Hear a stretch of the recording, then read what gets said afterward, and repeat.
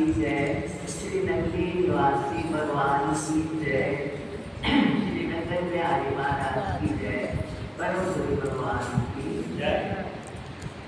परम पूज्य परम आराध्य सद्गुरु भगवान के चरणों में कोटि कोटि नमन। गुरुदेव को याद करती हुई संगत इस दिन को मना रही है। क्यों मनाते हैं बता रहे हैं सब लोग। तो मैं आपको एक गुरुमुख की कथा बताती हूँ। गुरुमुख वो होता है जिसने दीक्षा ले ली, नाम ले लिया तो लोग कहने लगते हैं गुरुमुख हो गया। गुरुमुख होने में और गुरुमुख कहने में बहुत फर्क है। गुरु साहब चौथे पातशाह जब तालाब बन रहा था तो महाराज सारे संगत को शुरू कर दिया।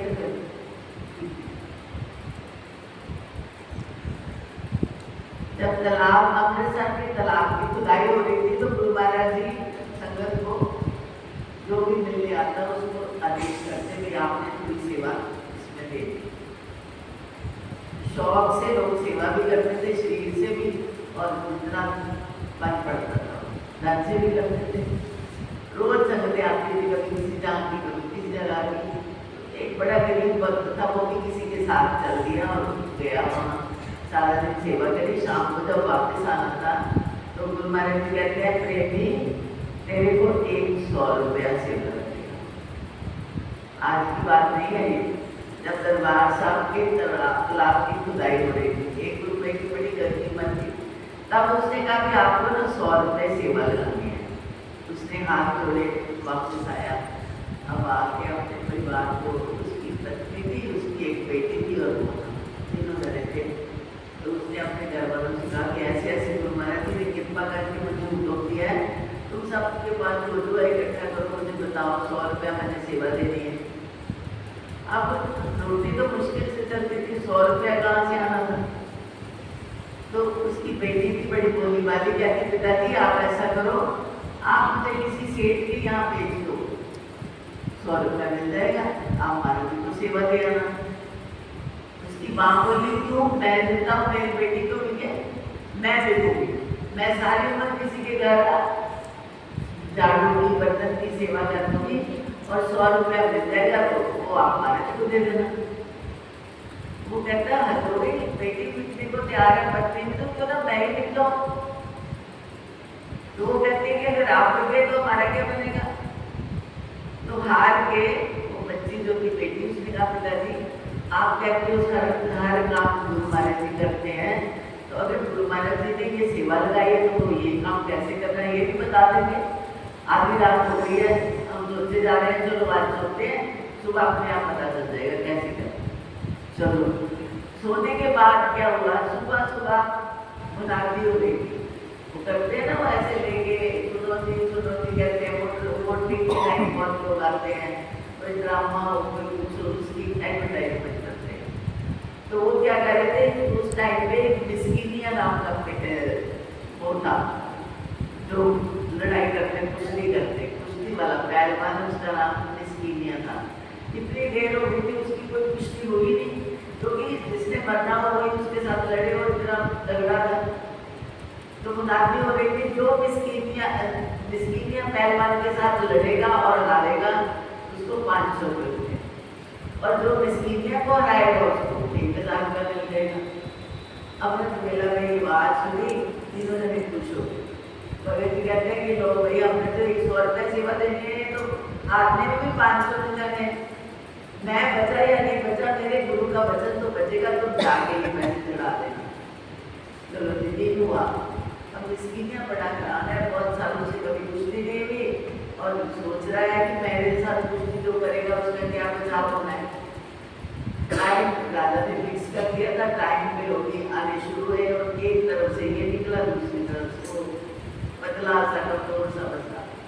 मिस्कीनिया को तो देख के लगा ये मेरे साथ कुश्ती करेगा, बताओ नहीं बचाता भी करेगा। तो जो उस टाइम छोटे छोटे रजवाड़े होते थे राजे, तो उसने राजा साहब से कहा कि मुझे 5 मिनट ना अपना डॉक्यूमेंट है जिससे मेरे साथ कुश्ती करके बात करके राजा हम लोग। वो कहते हैं तुम्हें मरना था तो कोई और तरीका नहीं, तो मेरे हाथ में बनने के लिए आ गया, मैं भी वो पाप नहीं करूँगा। कहते जब तेरे को पता है मिस्कीनियाँ से ऐसा होना है तो तू मेरे साथ लड़ने आया है कि तू घर में बैठेगा, तू भी सोचता है कि उसके साथ मैं नहीं लड़ सकता। वो कहता बात ये नहीं है, मैं मर जाऊँ या जिंदा रह जाऊँ ये अलग बात है, पर मेरे गुरुदेव महाराज का तालाब बन रहा है, वहाँ पे मेरे को सेवा लगी है 100 रुपया, और मैं बहुत गरीब हूँ, मैं दे नहीं सकता, तो आपकी मुनादी सुन ली है, हारने वाले को 500, मैं तो सेवा के लिए आया हूँ, मुझे अपने गुरु के लिए मन बैठना है, उनकी वाणी को मुझे झूठा नहीं करना, मुझे पैसे देने हैं। उसकी आंखों में पानी आ गया, कहता है कौन ऐसे गुरु है तेरे कि जिंदगी का तो मरने को तैयार हो गया 100 रुपये के पीछे। कहता मेरे गुरु है और उनका एक वचन है, अमृतसर में आज का वो सेवा करवा रहे हैं, सबसे सेवा करके मैंने देना। कहते अच्छा एक तू बात बता, तेरे गुरु जी मुझे मिल सकते हैं? कहता क्यों नहीं, सबको मिलते हैं। कहते मैं तेरे को मरने नहीं दूंगा, मैं 2-3 बार लड़ाई करेंगे, मैं हारूंगा, पीठ लगा दूंगा नीचे, मैं हारूंगा, पर तू मेरे से वायदा दे कि तू मुझे अपने गुरुओं के पास ले जाएगा। ऐसे महान गुरु जिसके लिए लोग मरने को तैयार हो गए। वो कहता ठीक है, फिर तो बात मान के मैं ले जाऊंगा। कुश्ती हुई, उसने 2-4 नाम उसने लगाए, तो फिर दिखावा ही करता था कुश्ती का, इतनी जोर से करके उसने एकदम पीठ में लगा दी कि क्या मिस्कीनियाँ, बड़ी ताली बड़ी मिस्कीनियाँ, हार गया। अब बात तो हम दोनों के बीच में नहीं, तीसरा तो उसमें कोई था नहीं। वो बड़ी खुशी से कहता आप तो मुझे 1000 रुपया मिले, चलो अगले दिन दोनों जिसकी बेटी वाइफ ये और एक कुंवर, ये चारों जने चले अमृतसर, पैदल लोग चलते थे उस समय में, तो गुजरात जाने के लिए कोई खास कुछ नहीं होता। ये शाम के वक्त पहुँचे और ऊपर उसको बड़ी श्रद्धा है कि मैंने गुरु महाराज को देखना, मिस्कीनिया को भी श्रद्धा है, बड़ी भक्ति को भी है।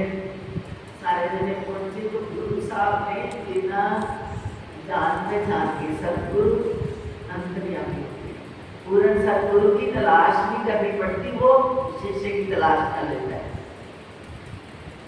गुरु महाराज ने जाते ही जब उन्होंने उनके कमरे में एंटर किया, फिर उन्होंने चारों दिन तक गए, तो महाराज ने उस भक्त को कुछ नहीं कहा। महाराज ने कहा सुखी बसे मिस्कीनियाँ अपनी वार तले, बड़े बड़े हंकारियाँ नानक गर्व गए, कि मिस्कीनियाँ सदा सुखी रहे। गुरु साहब को क्या नहीं पता था, कैसे कैसे पैसे इकट्ठे हुए, क्या हुआ है, अंतर्यामी भगवान ने जाते कहा सुखी बसे मिस्कीनियाँ सदा सुखी रहे। क्यों? अपनी वार तले, उसको मौका था जीतने का, हार गया, वो अपनी बात तले अपनी बारी में वो नीचे चला गया। बड़े बड़े हंकारियाँ, बड़े बड़े आए इस दुनिया में, कोई कहता था वो कोई सिकंदर है, कोई कौन है, बड़े बड़े हंकारियाँ नानक गर्भ गए।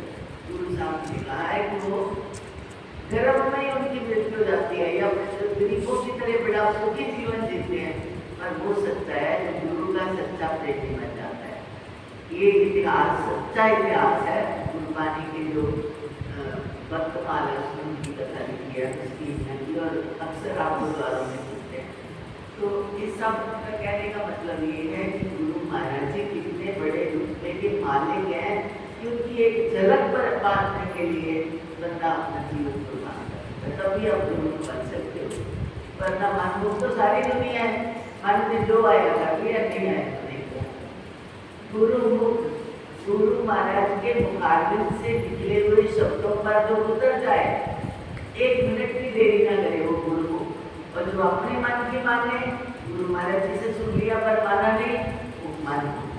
तो इसलिए प्रेमियों उतरती दिन है, तो ये कथा इसकी है कि आपने सुनी। हम सबको इन सब कथाओं से, ये कथा नहीं है, ये सच्ची कुछ घटनाएं हैं, ये लेना चाहिए कि गुरु और शिष्य का रिश्ता क्या है। गुरु क्या करता है, अपनी जान को बंद करता है, बच्चे को समझ नहीं आती क्या करना है। तो गुरु के सच्चे शिष्य बनते हुए अपने जीवन को संवारना है, और गुरु दरबार के नाम को ऊंचे से ऊंचा लेके जाना है। बोलिए सच्चिदानंद भगवान की